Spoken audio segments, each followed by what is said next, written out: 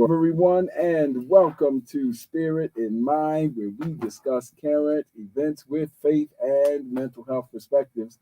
I'm Bishop Guy Robinson, and it is certainly an honor to be with you today and grateful for the presence of Dr. Shepard with us today as well. Good day, Dr. Shepard. Hey, Bishop, how are you, sir? Doing well, doing well. Listen, and we're grateful for another opportunity to share and let someone know it's time for Spirit in Mind. Dr. Shepard is going to give, of course, if you know somebody that's in the car, text them, give them a call, shoot them a text. Hopefully, they can pull over about to get in the car and let them know that we are live on Praise 106 because it's time for Spirit in Mind. And then the other ways to stay connected, Dr. Shepard is going to share with us now.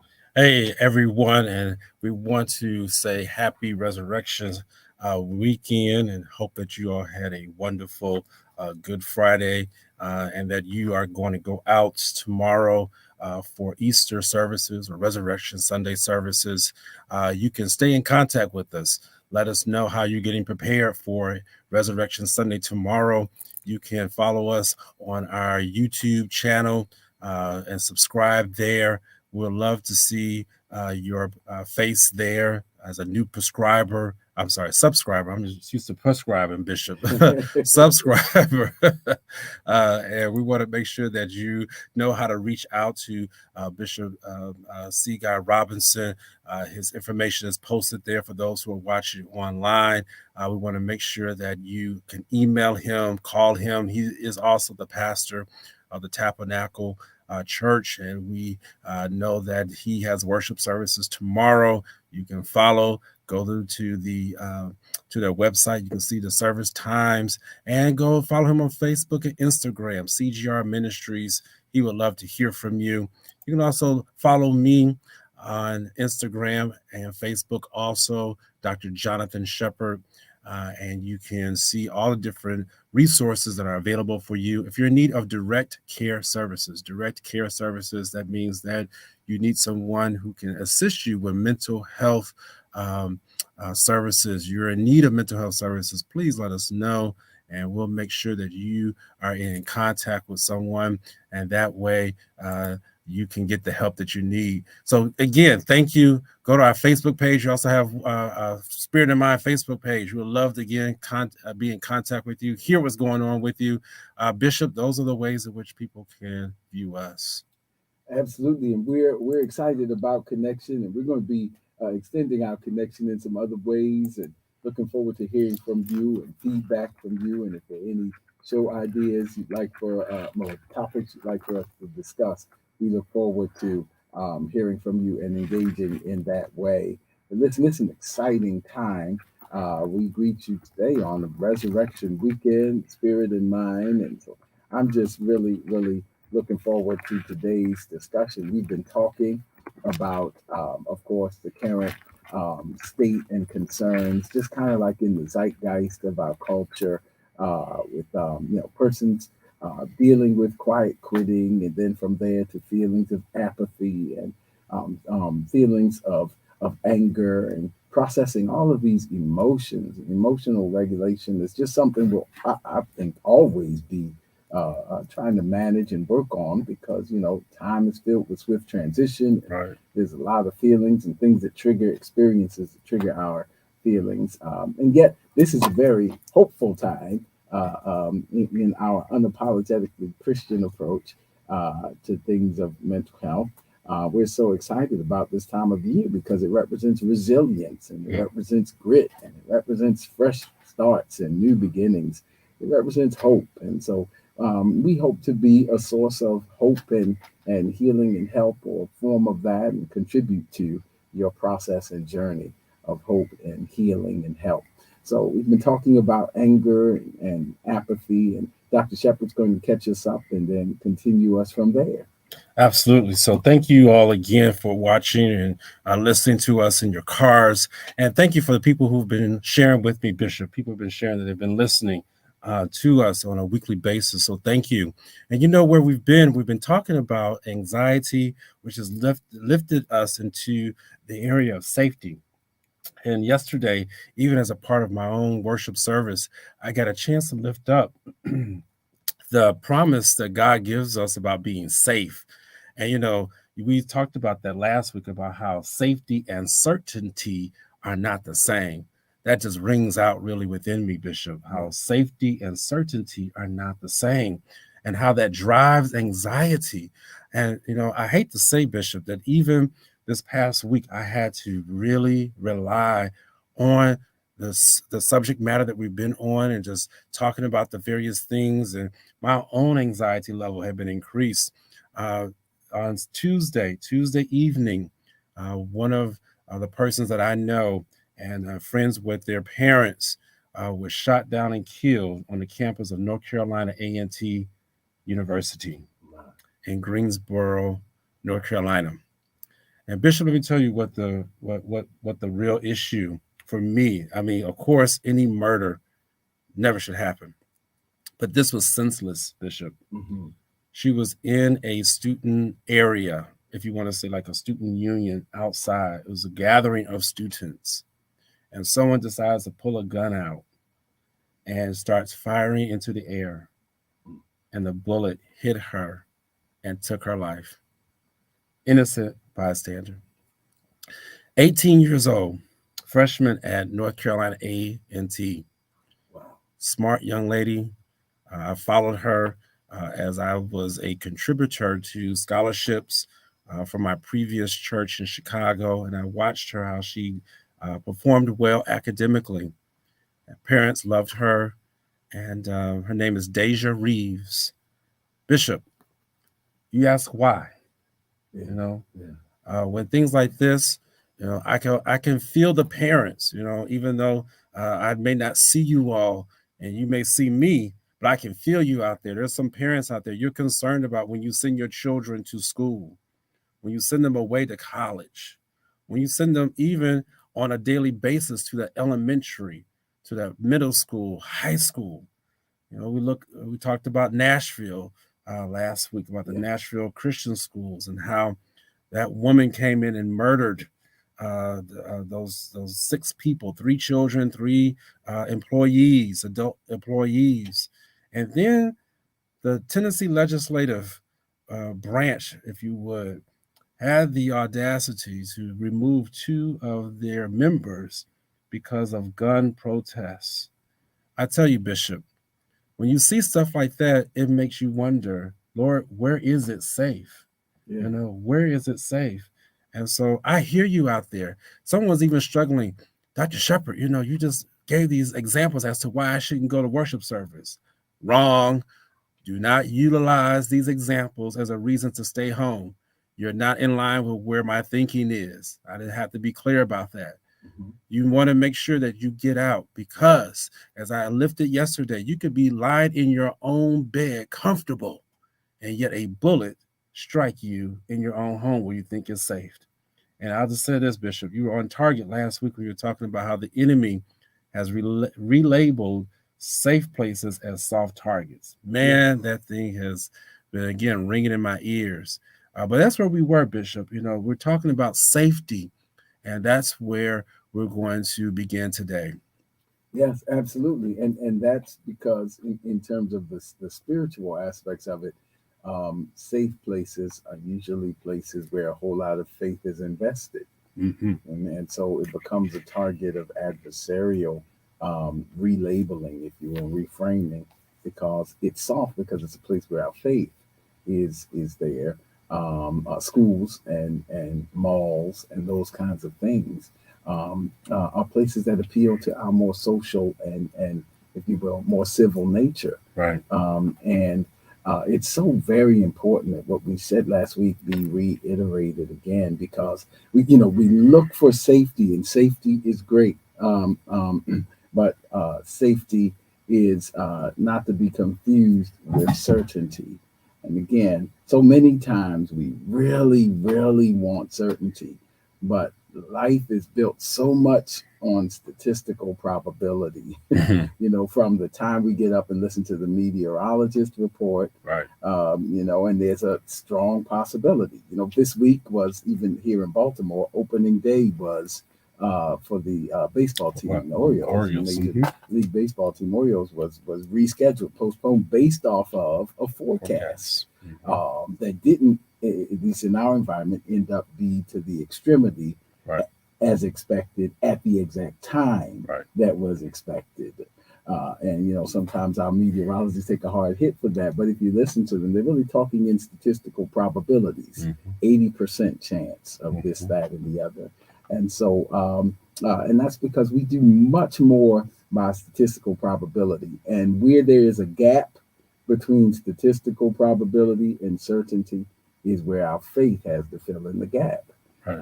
And the scriptures are very clear. I argue that human beings, just as we are thinking beings, just as we are feeling beings, just as we are physical beings, we are also faith-oriented beings. We do it so naturally, it's almost like breathing, where we just have to trust, which is why Habakkuk said, and then Paul reiterated in his epistle, that the just shall live by faith. We live a lot by faith, so much so, just as we don't think about how many breaths we take in a day, so too do we not think of how many times we operate more in faith than in certainty. And so that's why it's important to hear you correctly and not hear your examples as excuses to, live in fear. And, because Jesus said that, and let me give the scriptural example before we move on of what you gave it. You can lock yourself in and do all that and say, I'm staying home. And then something, abnormal happens in a freak accident. And that wasn't to be negative, but it was to be the way the scripture say it. He that seeks to save his life will lose it. Wow. That the more your anxieties kick in and you begin to respond to anxious moments, the more we box ourselves in and ironically create the self-fulfilling prophecy. Wow. So the only thing is in the flip, he that gives his life will gain it. You know what I mean? Yeah. So that kind of is Jesus' way of saying live and trust the Lord. Wow. Because anticipated fear will kill you. Yeah, absolutely. Yeah. Anticipated fear. We study how when people are preparing for a crash, there have been even studies where people were on a plane and the plane crash did not kill them. It was the fear. Wow. And how can you do that? You can do an autopsy and you can actually look and see where the heart stopped. And if the heart stopped before the actual impact, that meant that you died before the impact even occurred. Man, Bishop, that's something. That we died before the actual circumstance even happened, before the crash or the collision even happened. That anticipated fear is real. And so it'll stop you from living. It'll stop you from being able to get out. And I just think about how so many people have these phobias, various phobias. And phobias are real, but phobias are meant to be conquered. They're a disorder. They're causing you to be dysfunctional. Phobias are not something to be embraced, but there's something to be managed. There's something to be able to overcome. There's something that you can work through. And we want to be clear about that. I'm thinking even, Bishop, the chancellor of that school of North Carolina A&T, his name is Harold Martin, and the police chief, his name is Jermaine Cherry.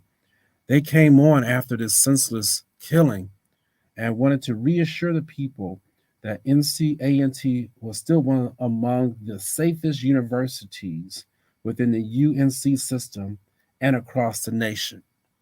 Now, again, you're talking to somebody where we experienced something that was not the case, but if you think about the thousands of people that attend there, again, we're looking at probabilities, and we dare not look at that dear soul that I know, Deja Reeves, as just a lost soul or just a probability or a stat.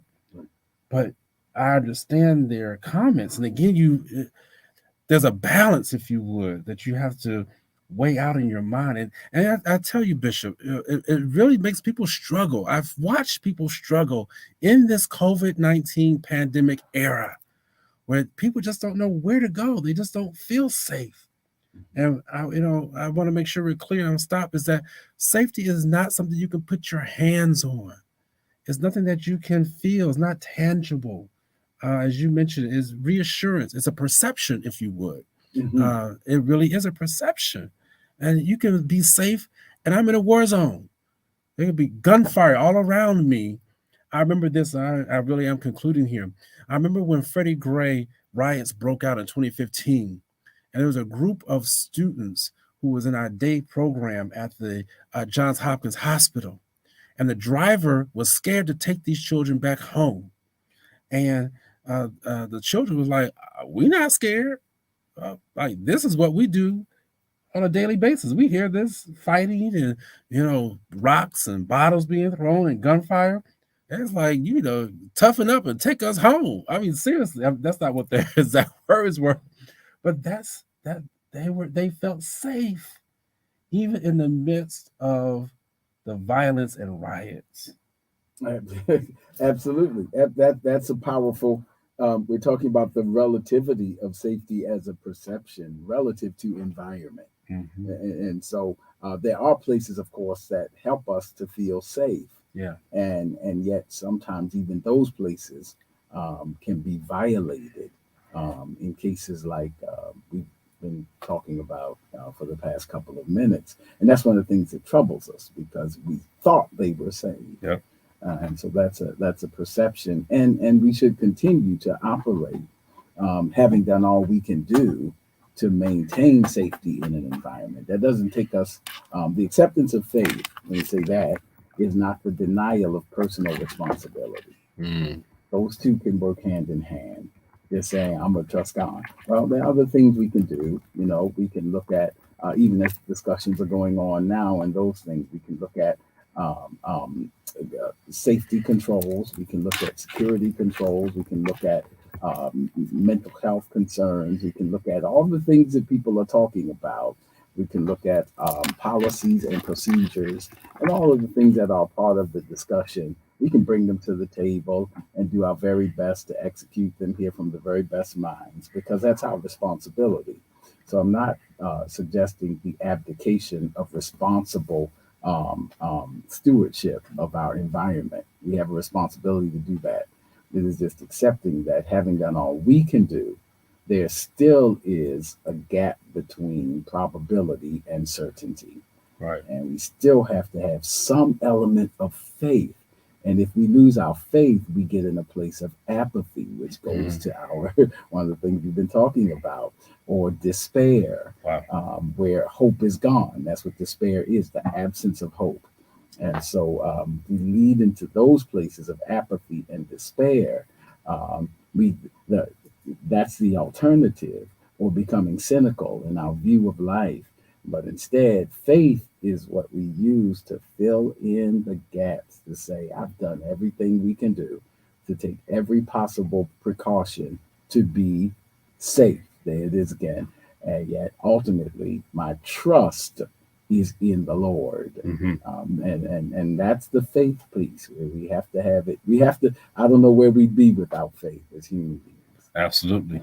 And Bishop, I know as we're winding down here, in my daily devotion this morning, I was brought to Psalm 16, and in it talks about, keep me safe, O God, for I have come to you for refuge. And then verse 9 goes down and talks about how my body rests in safety.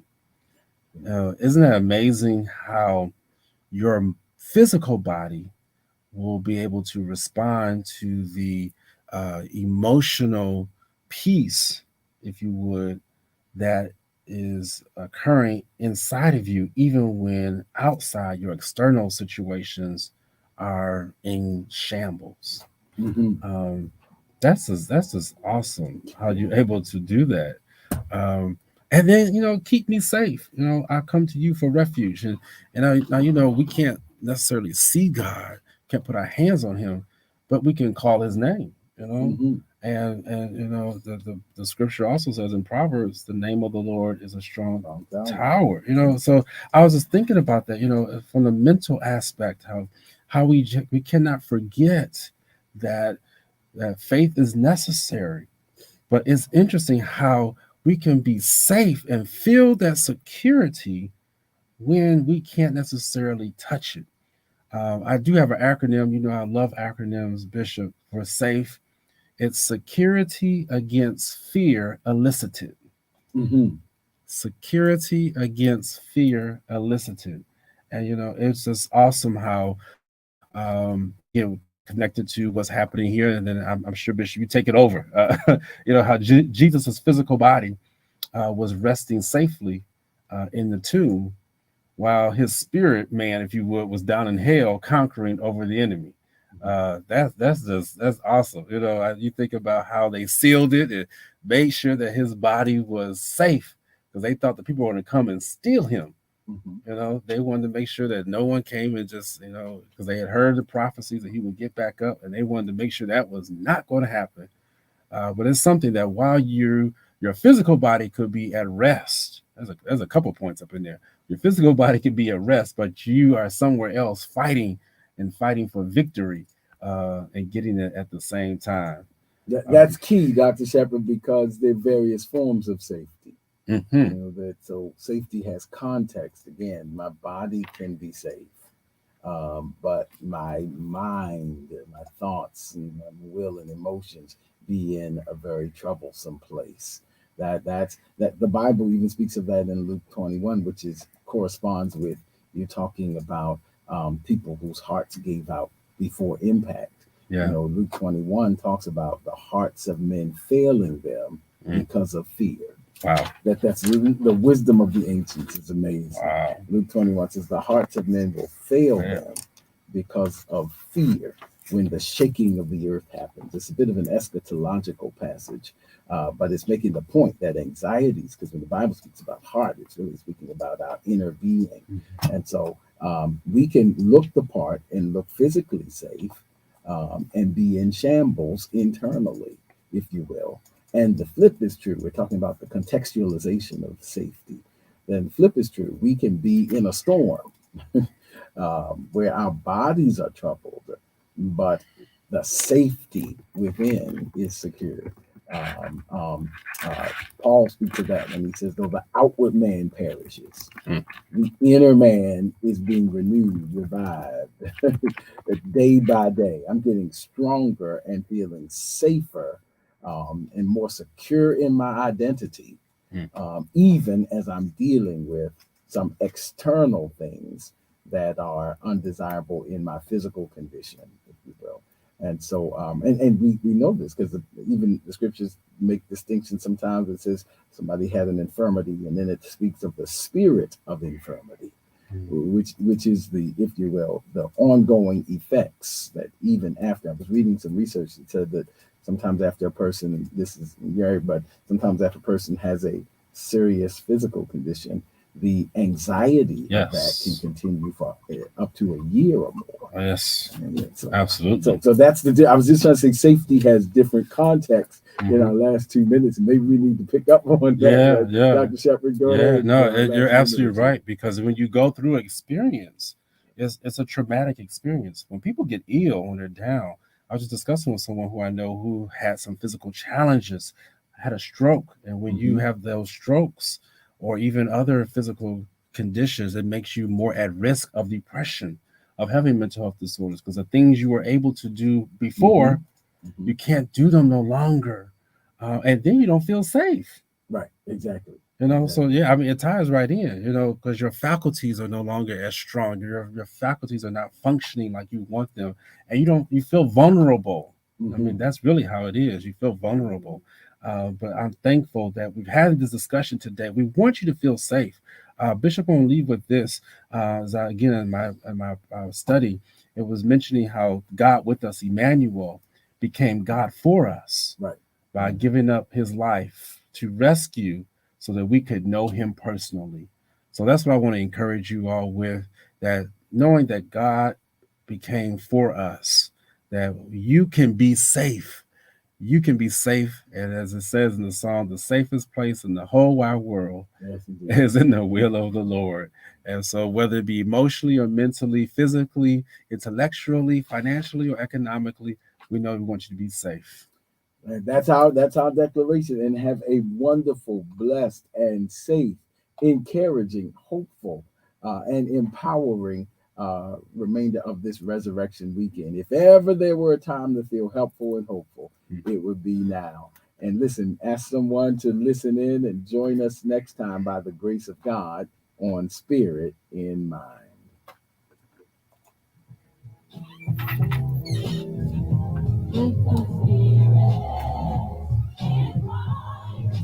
Don't forget to follow us on social media. We're on Facebook at Spirit in Mind.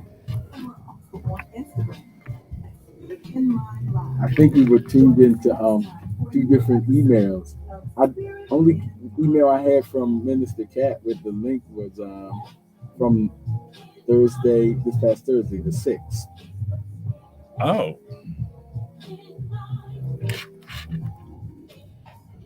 And that was the one, and they kept saying the host is not on yet. it must. See, I think